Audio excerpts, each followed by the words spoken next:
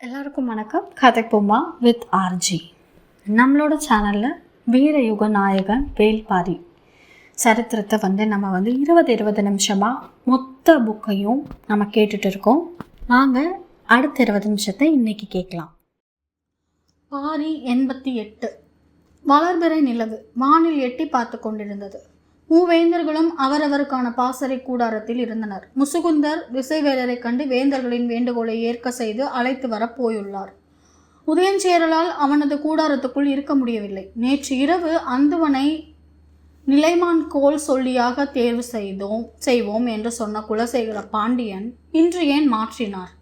இதற்கான காரணம் என்ன? அதுவும் தன் சொல்லாமல் தன் அமைச்சனின் மூலம் ஏன் சொல்ல வைத்தார் என்ற கேள்விகள் அவனை குடைந்து கொண்டிருந்தன. இதில் ஏதோ சூழ்ச்சி இருக்கிறது, ஆனால் என்னவென்று புரியவில்லை என்று குழம்பி போயிருந்தவன் இது பற்றி சோழனிடம் விவாதிக்கலாம் என்று அவனது கூடாரம் நோக்கி புறப்பட்டான். செங்கன சோழன் தன் தந்தை சோழவேலனிடம் இதை பற்றி தான் விவாதித்துக் கொண்டிருந்தான். அந்நேரம் உதயஞ்சேரலும் உள்ளே வந்தான். நேற்றிரவு பேசியதும் இன்று காலையில் நடந்ததும் பேர் ஐயத்தை உருவாக்குகின்றன. பாண்டியன் நமக்கு தெரியாமல் ஏதோ செய்ய பார்க்கிறான் என்றான் உதயஞ்சேரல். எனக்கும் புரியவில்லை. திசைவேலர் மிக கடுமையானவர், அறம் பிறளாதவர், கபிலர் மீது மிகுந்த பற்று கொண்டவர். அப்படி இருந்தும் அவரை கோல் சொல்லியாக நியமிப்பது எந்த வகையில் உதவி செய்யும்? நம்மிடம் அந்துவன் என சொல்லிவிட்டு அவையில் ஏன் மாற்ற வேண்டும் என்று அடுக்கடுக்கான கேள்விகளோடு தான் நாங்களும் இருக்கிறோம் என்றான் சோழவேலர். திசைவேலரும் வேண்டாம், அந்துவனும் வேண்டாம். நம் கணியன் ஒருவனை கோல் சொல்லியாக நியமிப்போம். அமைச்சர்கள் நாகரையனையும் வளவன்காரியையும் அனுப்பி குலசேகர பாண்டியனுக்கு தெரிவிப்போம் என்று சற்று கோபத்தோடு சொன்னான் செங்கன சோழன். அப்படியே செய்யலாம் என்றான் உதயஞ்சேரல். அவசரப்பட வேண்டாம், சற்று பொறுத்திருப்போம். ஏன் நம்மிடம் தெரிவிக்காமல் திசைவேலரின் பெயரை சொன்னார் குலசேகர பாண்டியன்? அந்த காரணம் நமக்கு தெரிய வேண்டும். அதற்கு ஏற்பதான் நம்முடைய அடுத்த கட்ட செயல்பாடு அமைய வேண்டும் என்றார் சோழவேலன். அதற்குள் திசைவேலர் நிலைமான் கோல் சொல்லியாக பொறுப்பேற்று போரை தொடங்கி விடுவாரே. மெல்லிய சிரிப்போடு சோழவேலன் சொன்னார். திசைவேலர் அறம் பிறளாதவர், போரின் விதிமீறலை அவரால் பொறுத்து கொள்ள முடியாது. நிலைமான் கோல் சொல்லி பொறுப்பிலிருந்து அவராக வெளியேறி செல்ல ஒரு வீரன் தொடுக்கும் அம்பு போதும் என்றார். அனுபவம் மீறிய மனிதர்களின் சிந்தனை தனித்துவமிக்கதுதான் என தோன்றியது உதயஞ்சேரலுக்கு. தன் தந்தையின் கருத்தை சரியென ஒப்புக்கொண்டான் செங்கன சோழன்.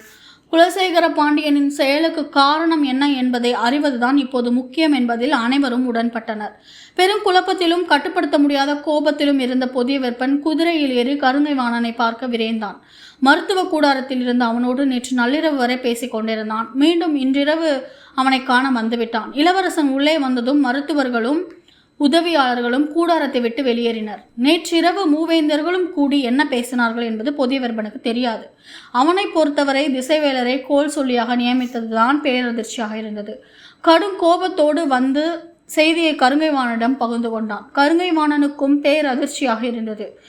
புதியவர்பன் சினமேறிய வார்த்தைகளை கொட்டி கொண்டிருந்தான். தொடக்கம் முதலே தந்தையின் செயல் புரிந்து கொள்ள முடியாமல் இருக்கிறது. எதையும் தெரிவிக்க மறுக்கிறார். நான் தெரிவிக்கும் எல்லாவற்றையும் மறுக்கிறார். இந்த போரில் அவர் பின்பற்றும் உத்திகள் அனைத்தும் நமக்கே புரியாத புதிராக இருக்கின்றன என்று மூச்சு விடாமல் பேசினான். இளவரசரின் கோபத்தை கருங்கைவாணனால் முழுமையாக புரிந்து கொள்ள முடிந்தது. பேரரசரின் நடவடிக்கை மிகவும் ஆழ்ந்த சிந்தனை கொண்டதாக இருக்கும். சற்றே நிதானமாக எண்ணி பார்க்கலாம் என்ற புதியவெர்பனின் கோபத்தை மட்டுப்படுத்த முயன்றான் கருங்கைவாணன். ஆனால் புதியவெர்பனால் எளிதில் சமாதானமாக முடியவில்லை. என் மனைவியை ஏன் மதுரையை விட்டு வெங்கல் நாட்டுக்கு வரவழைக்க வேண்டும்? அதுவும் அவள் வந்த பிறகுதான் எனக்கு செய்தி தெரிவிக்கப்படுகிறது என்றான். கருங்கைவாணன் இந்த செய்தியை இப்போதுதான் அறிகிறான். இளவரசியார் வெங்கல் நாட்டுக்கு வந்துள்ளாரா என கேட்டான். ஏதாவது ஒரு காரணம் இருக்கும். அவள் கபிலர் மாணவி. போர் நடவடிக்கையில் யாரும் எதிர்பார்க்காத போது அவள் பயன்படக்கூடும் என்று சிந்தித்திருப்பார் என தோன்றுகிறது. அது நல்ல சிந்தனைதான். ஆனால் என் மனைவி வந்துள்ளதையே நான் மயூர்கிழார் சொல்லிதான் தெரிந்து கொள்கிறேன். இதையாவது பொறுத்து கொள்ளலாம். காலையில் வாருக்கையன் என்ற அந்த கிழவன் உன் மனைவி கருவிற்றிருக்கிறாளா என்று அவையில் அவமதிக்கும் தொனியில் கேள்வி எழுப்பிய போது சினந்தெழுவார் என நினைத்து தந்தையை பார்த்தேன். அவரோ சிரித்து கொண்டிருக்கிறார். இது பாண்டிய நாட்டு அரண்மனை அன்று. மற்ற இரு வேந்தர்களும் இருக்கும் அவையில் என்னை அவமானப்படுத்த வேண்டிய தேவை என்னதான் நினைக்கிறார் அவர் என்று கோபத்தில் சீறினான் புதியவெர்பன்.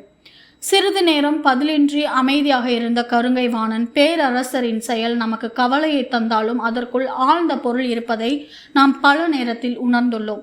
இதுவும் அப்படி ஒரு செயலாக இருக்கலாம் அல்லவா என கேட்டான். எதை சொல்கிறாய்? இளவரசியாரை உங்களுக்கு தெரிவிக்காமல் வரவழைத்ததை பற்றி கோபப்பட்ட நீங்கள் அதற்கான காரணத்தை சொல்லும்போது சரியானதுதான் என்று சொல்கிறீர்கள் அல்லவா? அதே போலதான் திசைவேலரை கோல் சொல்லியாக நியமித்ததற்கும் சரியான காரணம் இருக்கும் என்று எனக்கு தோன்றுகிறது. என்ன காரணம்? வேட்டுவன் பாறையின் மீதான தாக்குதலின் தன்மையை பேரரசர் உணர்ந்திருப்பார். எதிரியின் திறன் வலிமை கொள்ளும் இடம் எது, வலிமை குன்றும் இடம் எது என்று அவரால் துல்லியமாக கணிக்க முடியும். களப்போர் என்பது பயிற்சியை அடிப்படையாக கொண்டது. பயிற்சியற்ற படை வீரர்கள் தாக்குதல் போரை போலவே களப்போரிலும் எல்லா திசைகளிலும் அளவற்ற ஆவேசத்தை வெளிப்படுத்துவர். அதனாலேயே அவர்களை சூழ்ச்சிகளுக்குள் சிக்க வைக்க வாய்ப்பு அதிகம். அது மட்டுமல்ல, பரம்பினரை போர் விதிகளுக்குள் அடக்குவது ஏதோ ஒரு வகையில் அவர்களை கட்டுப்படுத்துவதுதான். காட்டாற்றின் வேகத்தை கரை எழுப்பிய வாய்க்காலின் வழியே பிரித்து பணிய வைப்பதைப் போலத்தான். அவர்களின் தரப்பில் கோல் சொல்லியாக கபிலர் இருக்கும்போது திசைவேலரை நமது தரப்பு கோல் சொல்லியாக நியமித்தது சிறந்த தந்திரம் என்றே நினைக்கிறேன். போர் விதிகளுக்குள் மீண்டும் மீண்டும் அவர்களை உட்படுத்தும் ஆயுதமாக கபிலரையும் திசைவேலரையும் ஒரு சேர பயன்படுத்த நினைத்துள்ளார். காட்டு யானையின் இரு காதுகளிலும் இரு அங்குசங்களை மாட்ட நினைக்கிறார் பேரரசர் என்றான் கருங்கை வாணன். இப்படி ஒரு காரணத்தை புதிய வெப்பன் சிந்திக்கவில்லை. கருங்கை வாணன் சொல்வதை கேட்கும்போது மிக நுட்பமான சூழ்ச்சியாக தோன்றியது. பேரரசரின் திட்டம் மிகவும் கவனமிக்கதாக இருக்கிறது என்பதும் விளங்கியது. ஆனாலும் மனதுக்குள் வலி அகலவில்லை. சட்டென நினைவுக்கு வந்து மீண்டும் கேட்டான் புதிய வெப்பன். நேற்று பரமுடனான போருக்கு விதிகளே வகுக்கக்கூடாது என்று சொன்னாய். இன்று இப்படி பேசுகிறாயே? ஆம், இப்போதும் எனது நிலை அதுதான். ஆனால் விதிகள் வகுக்கப்பட்ட போர் என்று முடிவெடுத்த பிறகு சிறந்த போர் உத்திகளை பயன்படுத்த வேண்டும். இப்போது பேரரசர் அதைதான் செய்துள்ளார் என நினைக்கிறேன் என்றான் கருங்கை வாணன். வெங்கல் நாட்டின் வடபுறத்துக்கு குடில் ஒன்றில் தங்கியிருந்தார் திசைவேலர். கபிலரும் பாரிக்கேனும் புறப்பட்ட சிறிது நேரத்திலேயே திசைவேலரை பார்க்க விரைந்தார் முசுகுந்தர். வைகைக்கரையில் இருந்த திசைவேலரை போருக்கான நாள் குறித்து தர சொல்லித்தான் அழைத்தனர். ஆனால் அவரோ போரை தவிர்க்க கபிலர் மூலமாக ஏன் பேசி பார்க்க கூடாது என கேள்வி எழுப்பினார். அவர் சொன்னதை ஏற்ற வேந்தர்கள் கபிலருக்கு தூது அனுப்பி பேசி பார்த்தனர். ஆனால் பேச்சுவார்த்தை தோல்வி அடைந்தது. அன்று மாலையே திசைவேலருக்கு அந்த செய்தி தெரிவிக்கப்பட்டது. தனது சொல்லை கேட்டு வேந்தர்கள் மூவரும் பேச்சுவார்த்தை நடத்தினர். ஆனாலும் போரை தவிர்க்க முடியவில்லை. எனவே இனி அவர்கள் கேட்பது போல போருக்கான நாள் குறித்து கொடுப்பதை மறுத்து சொல்ல முடியாத நிலை உருவானது. சற்று குழப்பமான மனநிலையுடனே குடில் விட்டு அகலாமல் இருந்தார் திசைவேலர். இரவு பரவும் வேளையில் குடிலுக்கு வந்து சேர்ந்தார் முசுகுந்தர். மாணவர்கள் விளக்கை ஏற்றி கொண்டிருந்தனர். செய்தி திசைவேலருக்கு சொல்லப்பட்டது. மீண்டும் நாள் குறித்து கேட்பதற்காக முசுகுந்தர் வந்துள்ளார் என நினைத்தபடி அவரை உள்ளே வர சொன்னார் திசைவேலர். தான் வந்துள்ள பணி எவ்வளவு கடினமானது என முசுகுந்தருக்கு நன்கு தெரியும். திசைவேலர் இதற்கு ஒப்புதல் தருவது எளிய செயல் என்று. ஆனாலும் பேரரசர் குலசேகர பாண்டியனின் விருப்பத்தை நிறைவேற்றுவதில் தோல்வி அடைந்து விடக்கூடாது என்று முடிவோடு வந்திருந்தார். திசைவேலரின் முன் பணிவு குலையாமல் அதே நேரத்தில் எந்தவித தயக்கமும் இன்றி தான் மனதுக்குள் பலமுறை சொல்லி பார்த்த சொற்றொடரை தலை தாழ்த்தியபடியே கூறினார் முசுகுந்தர். இப்பெரும் போருக்கான வேந்தர் படையின் நிலைமான் கோல் சொல்லியாக தாங்கள் இருந்து வழிநடத்த வேண்டும் என்று மூவேந்தர்களும் விரும்புகின்றனர் பேராசானே. போர் நிலத்தையே பார்க்கக்கூடாது என நினைப்பவனை போரின் அத்தனை கொலைகளையும் உற்று நோக்குபவனாக மாற்ற நினைக்கும் ஆலோசனை அவரை நடுங்க செய்தது. ஒரு கணம் திகைத்து போனார். அதிர்ச்சி சினமாக உருமாறியது. ஆனாலும் கட்டுப்படுத்தினார். மெல்லிய குரலில் உதிர்ந்த இலையை ஊதி தள்ளுவதைப் போல இந்த ஆலோசனையை அப்புறப்படுத்தினார். சினமேறிய வெளிப்பாடு இல்லாதது முசுகுந்தருக்கு சற்றே ஆறுதலாக இருந்தது. ஆனாலும் அவரின் ஏற்பை பெறுவது எளிய செயல் என்று எல்லா வகையிலும் முயன்று அவரின் ஒப்புதலை பெற மனதை ஆயத்தப்படுத்தி கொண்டார். திசைவேலர் தனது வழக்கத்துக்கு மாறான செயலை செய்து கொண்டிருந்தார். பொங்கி எழும் சினம் சொல்லின் மேல் படியாமல் பார்த்து கொண்டார். நிராகரிக்கும் ஒன்றின் மீது உணர்ச்சியை படிய விடுவது பொருளற்றது என்று அவருக்கு தோன்றியது. முழுமுற்றாக நிராகரிப்பதற்கும் நிராகரிக்கும் காரணத்தை விளக்குவதற்கும் நுட்பமான இடைவெளி உண்டு. கண்ணுக்கு தெரியாமல் ஒருபடி கீழிறக்கும் செயல் அது. திசைவேலர் நிராகரிக்கும் ஒற்றை சொல்லை மட்டுமே இயல்பான தொழில் சொல்லிக் கொண்டிருந்தார். எப்படியாவது அதற்கான காரணத்தை விளக்கும் இடத்துக்கு அவரை வரவழைத்து விட வேண்டும் என முயன்றார் முசுகுந்தர். திசைவேலர் போன்ற பேராசானை துளி துளியாகத்தான் கரைக்க முடியும். இந்த போரில் தனக்கு வழங்கப்பட்ட மிக கடினமான பணி இதுவாகத்தான் இருக்கும். இத்தனை ஆண்டுகால அனுபவத்தை உருத்திரட்டி எதை சொன்னால் திசைவேலரின் சொற்கள் கனிவு கொள்ளுமோ அதைக்கான வெக்கையை உருவாக்கும் காரணத்தை தேர்வு செய்து கூறினார். போரின் அறத்தை சிறந்த கோல் சொல்லிகளால் மட்டுமே நிலைநிறுத்த முடியும். எனவே நீங்கள் மூவேந்தர்களின் கூட்டுப்படைக்கு நிலைமான் கோல் சொல்லியாக இருந்து இந்த போரை அறவிதிகள் மீறாமல் நடத்தி தர வேண்டும். நீண்ட அமைதிக்கு பிறகு திசைவேலர் கூறினார், அறம் பேண பொது இடமன்று போர்க்களம். அது நம்மை இரக்கமற்ற மனநிலைக்குள் முழுமுற்றாக மூழ்க வைக்கும். எனவே இந்த ஆலோசனையை என்னால் ஏற்க முடியாது. இந்த இடத்துக்கு அவரை வரவழைக்கத்தான் இவ்வளவு முயன்றார் முசுகுந்தர். கரையை தொடங்கிய ஒன்று மறுபடியும் தனக்குத்தானே உறைந்து இறுகுவது எளிதன்று. இனி வெக்கையின் அடர்த்தியை வெப்பத்தின் இளம் சூடாக மாற்ற முயன்றார் முசுகுந்தர். ஏற்றுக்கொள்ளப்பட்ட பொது விதிகளைத்தானே முன்னோர்கள் அறம் என வகைப்படுத்தினர். நாற்றங்காலின் அறமும் அறுவடை களத்தின் அறமும் செயலின் வழியேதானே வெவ்வேறானவை. வரையறுக்கப்பட்ட கடமையின் அடிப்படையில் அவற்றுக்குள் வேறுபாடு ஏதும் இல்லையே. பயிரை நடுவதும் பயிரை அறுப்பதும் சமநிலை கொண்ட செயல்பாடுகள் என்பதே அறத்தின் குரல். அப்படி இருக்க பொது இடம் என்றோ போர்க்களம் என்றோ வேறுபடுத்துவது பொருளற்றது தானே பேராசானே. முசுகுந்தரே, விதிகளும் அறிவுணர்வும் எப்போதும் பொருந்தி போவதில்லை. விதிகள் சமமான தோற்றத்தை உருவாக்க நினைப்பவை. அறிவுணர்வு சமமற்றவரின் நியாயத்தை பற்றி நிற்பவை. போருக்கு தேவை போர் விதிகள்தான். அவற்றை போரின் அறம் என சொல்லுவது அறிவுடைமை ஆகாது. சமமான அளவீடுகளை உருவாக்குவதே சமமற்றவருக்கு எதிரான அறசிந்தனையின் வெளிப்பாடுதான். அதனால்தானே இந்த செயலில் தன்னை பொருத்தி கொள்வது கடமை என பெரும்புலவர் கபிலர் முன்வந்துள்ளார். சற்றே அதிர்ந்தார் திசைவேலர். கபிலர் கோல் சொல்லியாக இருக்க முன் வந்துள்ளாரா? ஆம், பரம்பின் தரப்பில் நிலைமான் கோல் சொல்லியாக இருக்க போகிறார் பெரும்புலவர் கபிலர். அதனால்தான் மூவேந்தர்களும் ஒருமித்த குரலில் பேராசானே எங்களுக்கான நிலைமான் கோல் சொல்லியாக இருக்க வேண்டும் என விரும்புகின்றனர். விதிகள் நீரை ஒழுங்குபடுத்தும் வாய்க்காலை போன்றவை. ஆனால் கண்ணுக்கு தெரியாமல் நீரில் கரையக்கூடியவை. அதனால்தான் உருவாக்குபவனுக்கு பணியும் தன்மை விதிகளின் இயல்பாகிறது. ஆனால் அரண் எனப்பட்டது அனைவரையும் கூர்த்திட்டி பார்ப்பது, தன்னை நிலைநிறுத்தி கொள்வது. உங்கள் பேரரசர்களை நன்றாக சிந்தித்து கொள்ள சொல்லுங்கள். நான் போரின் விதிகளை நிலைநிறுத்தும் கோல் சொல்லியாக செயல்படேன். போரின் அறத்தை நிலைநிறுத்தும் கோல் சொல்லியாகவே செயல்படுவேன். அது வெற்றியின் சுவைக்கு உவப்பானதன்று. முழுமுற்றாக மறுத்து கொண்டிருந்த திசைவேலர் இவ்வளவு இறங்கி வந்ததும் இறுக பற்றி கொள்ள நினைத்தார் முசுகுந்தர். குலசேகர பாண்டியனின் உத்தரவை நிறைவேற்ற முடியாமல் போய்விடுமோ என்ற பதற்றம் தணிய தொடங்கியது. திடமான குரலில் கூறினார், இதற்கு முன் இந்த மண் காணாத பெரும் போர் இது.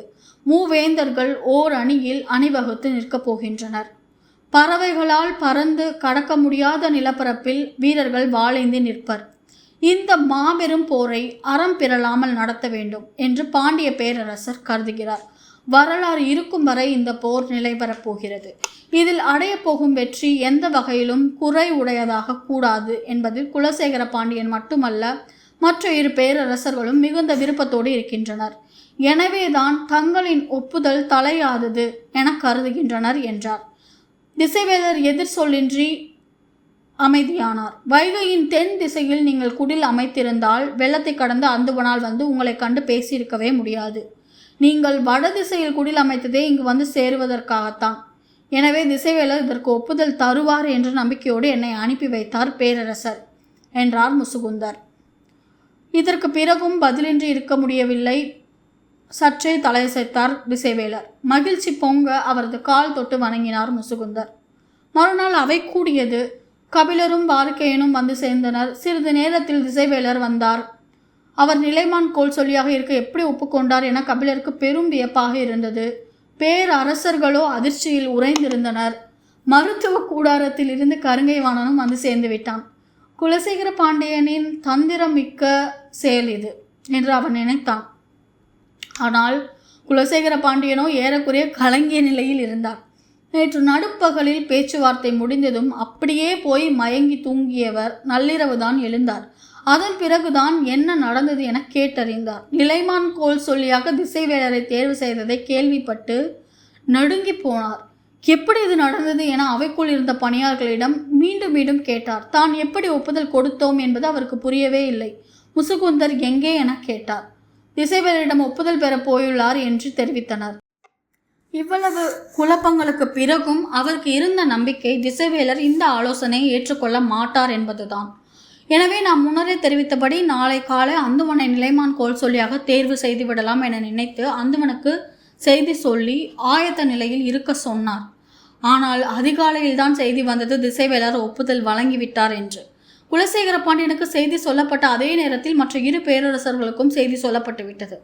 குலசேகர பாண்டியனால் நம்பவே முடியாத செய்தியாக இது இருந்தது. போர் தொடங்க நாள் குறித்து கொடுக்க சொன்னதற்கே அவ்வளவு தயங்கிய அவர் கோல் சொல்லியாக இருக்க எப்படி ஒப்புக்கொண்டார் என்பது பெரும் கேள்வியாக இருந்தது. தனக்கு என்ன நேர்ந்தது என்பதும் தன்னை சுற்றி என்ன நடக்கிறது என்பதையும் புரிப்படாத நிலையில் மீள முடியாத குழப்பத்தில் மூழ்கினார். இந்த சிக்கலை எப்படி கையாள்வது என்பதை பற்றி முடிவெடுக்க மிக குறைந்த நேரமே இருந்தது. அவையில் நான் சொன்னதை நானே மறுத்தாலோ மாற்றி கூறினாலோ அது பெரும் பிழையாகிவிடும். வரும் நாட்களில் மூவேந்தர்களின் கூட்டு முடிவுகள் நம்பகத்தன்மையை இழக்க நானே காரணமாகி விடுவேன். எனவே அந்துவனை பற்றிய புதிய செய்திகள் காலையில் தான் தெரிய வந்தன. அவன் ஆபத்து நிறைந்தவன். அதனால் திசைவேலரை தேர்வு செய்ய எண்ணினேன். ஆனால் முன்கூட்டியே தெரிவிக்க முடியாமல் போய்விட்டது என்று சொல்லி சமாளிக்கலாம் என்ற முடிவுக்கு வந்தார்.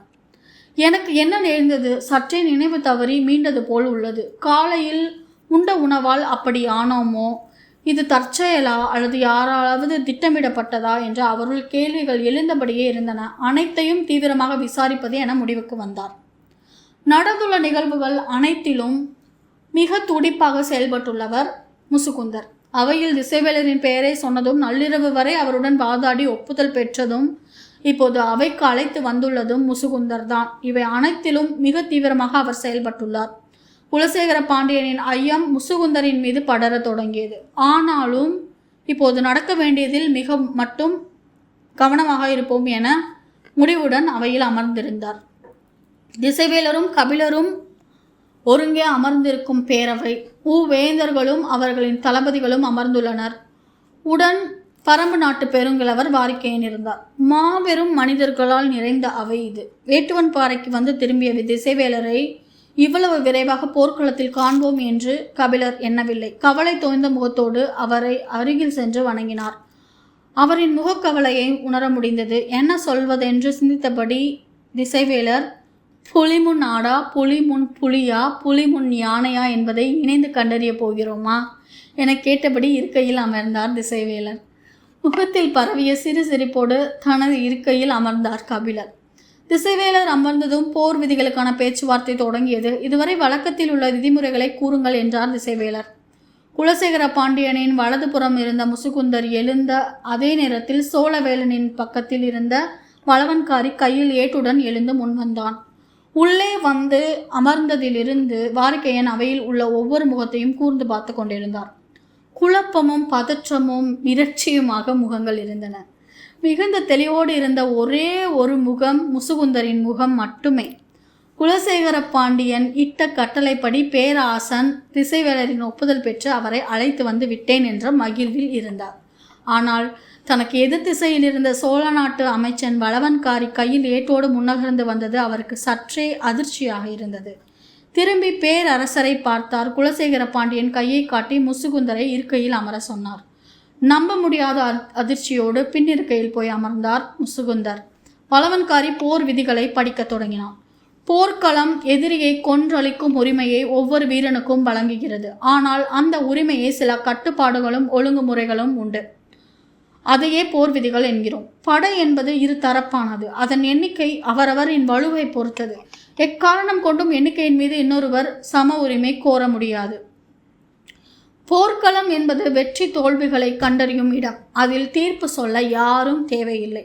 வெற்றியோ தோல்வியோ அதை அடைகிறவனுக்கு அதுவே எல்லாவற்றையும் சொல்லிவிடும். நிலைமான் கோல் சொல்லிகள் போரை விதிமீறாமல் நடத்தி செல்வர். இப்போது சொல்லப்படும் விதிகள் எல்லாவற்றையும் மீறாமல் இருக்க வேண்டியது இரு தரப்பினரின் பொறுப்பு. மீறப்பட்டதாக கோல் சொல்லிகள் கூறினால் அதுவே முடிவு. போர் என்பது நாள்தோறும் கோல் சொல்லிகளின் அறிவிப்புடன் தொடங்கும். அவர்களின் அறிவிப்புடன் முடிவரும். அறிவிப்புக்கு முன்னரோ பிறகோ வானிலும் மண்ணிலும் போர் செயல்பாடுகள் எதுவும் இருக்கக்கூடாது. அறிவிப்புக்கு முன் நான் இழுக்கப்பட்டு விட்டால் அந்த அம்பை மண்ணை நோக்கித்தான் எய்ய வேண்டும். முடிவுறும் ஓசைக்கு பிறகு போர்க்களத்துக்குள் குதிரைகளை தாற்றுக்கோளால் அடித்து ஓட்டக்கூடாது. யானைகள் பிளிர பாகன்கள் அனுமதிக்க கூடாது. அந்த கணமே அனைத்தையும் நிறுத்துதல் வேண்டும்.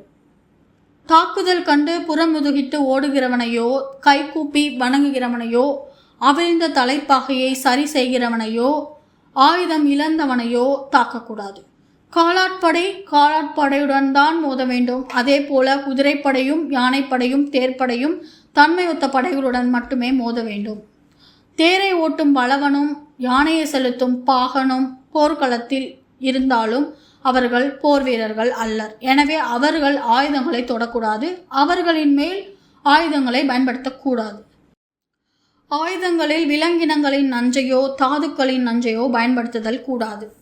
அதுவரை படிக்கப்படுவதை கேட்டுக்கொண்டிருந்த வேந்தர்கள் மூவரும் நஞ்சினை பற்றி கூறும்போது ஒருவரை ஒருவர் திரும்பி பார்த்தனர்.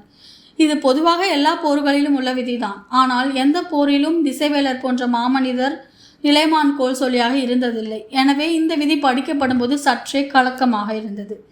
எண்ணற்ற நஞ்சின் வகைகள் மூவேந்தரின் படைக்கொட்டில்களிலும் பயன்படுத்த ஆயத்தமாக இருந்தன. நஞ்சினை பற்றிய பேச்சு வந்ததும் குலசேகர பாண்டியனின் நினைவு நேற்றைய நிகழ்வுக்குள் போனது. எனக்கு கொடுத்த சுவை நீரில் நஞ்சு எதுவும் கலக்கப்பட்டிருக்குமோ, அதனால்தான் நான் நினைவு பிறழ்ந்தவனாக மாறினேனோ என எண்ணினார். இந்த எண்ணம் தோன்றிய மறுகணமே கடந்த முறை கபிலர் வந்தபோது கருங்குரங்கின் செயலை வைத்து சுவைநீரில் நஞ்சு கலந்துள்ளது என சேரன் பதறியது நினைவுக்கு வந்தது. தொடர்ந்து ஏதோ ஒரு முயற்சி இங்கே நடந்து வருகிறது என்ற எண்ணம் உறுதியானது. அது யாராக இருக்கும் என்ற சிந்தனைக்குள்ளிருந்து குலசேகர பாண்டியனால் எளிதில் வெளிவர முடியவில்லை. போர் விதிகளை முழுமையாக படித்து முடித்த வளவன்காரி இறுதியாக விதிகளுக்கு எதிராக போர் தொடுத்தல் பெரும் குற்றம். எந்த தரப்பு விதிகளை மீறி செயல்பட்டது என நிலைமான் கோல் சொல்லிகள் கூறுகின்றனரோ அந்த தரப்பு தண்டனையை தாழ்ந்து பெற வேண்டும். இனி போருக்கான களத்தையும் போருக்கான காலத்தையும் நிலைமான் கோல் சொல்லிகள் அறிவிப்பர் என்று முடித்தான். வேந்தர்களின் முகங்கள் பெரும் கலக்கத்தில் இருந்தன. முதல் நாள் இரவு குலசேகர பாண்டியன் சொன்னதே அனைவருக்கும் நினைவில் ஓடியது. இந்த போரின் வெற்றியை தீர்மானிப்பதில் போர்க்களம் அமைய போகும் இடத்துக்கு முக்கிய பங்குண்டு. தாங்கள் நினைத்த இடத்தில் களத்தை தேர்வு செய்ய எல்லா ஏற்பாடும் செய்திருந்தார் குலசேகர பாண்டியன். ஆனால் இப்போது நிலைமான் கோல் சொல்லியாக வந்திருப்பது திசைவேலர். அவர் முடிவு செய்யும் இடமே போர்க்களமாக போகிறது. சற்றே கலக்கத்தோடு மற்ற வேந்தர்கள் குலசேகர பாண்டியனை பார்க்க அவரது முகமோ பெரும் கலக்கம் கொண்டிருந்தது. நானும் கபிலரும் போர்க்களத்தை தேர்வு செய்ய முன் செல்கிறோம். எங்களின் அழைப்பு வந்ததும் இரு தரப்பு தளபதிகளும் வருக. அதன் பிறகு மற்றவர்கள் வரலாம் என்று சொல்லிவிட்டு வெளியில் நின்றிருந்த தேர் நோக்கி நடந்தார் திசைவேலர். பின்தொடர்ந்தார் கபிலர். இதோட பரம்பு மலையின் நாயகன், இயற்கையின் நண்பன் வேள்பாரியோட நம்ம பண்ணிகிட்ருக்கிற இன்னைக்கான பயணத்தை இதோடு நம்ம முடிச்சுக்கலாம். நாளைக்கு மேற்கொண்டு ஆரம்பிக்கலாம். இந்த பதிவு உங்களுக்கு பயனுள்ளதாக இருந்துச்சுன்னா கதைப்போமா வித் ஆர்ஜி சேனலை லைக் பண்ணுங்கள், ஷேர் பண்ணுங்கள், கமெண்ட் பண்ணுங்கள், கண்டிப்பாக சப்ஸ்கிரைப் பண்ணுங்கள். தேங்க்யூ.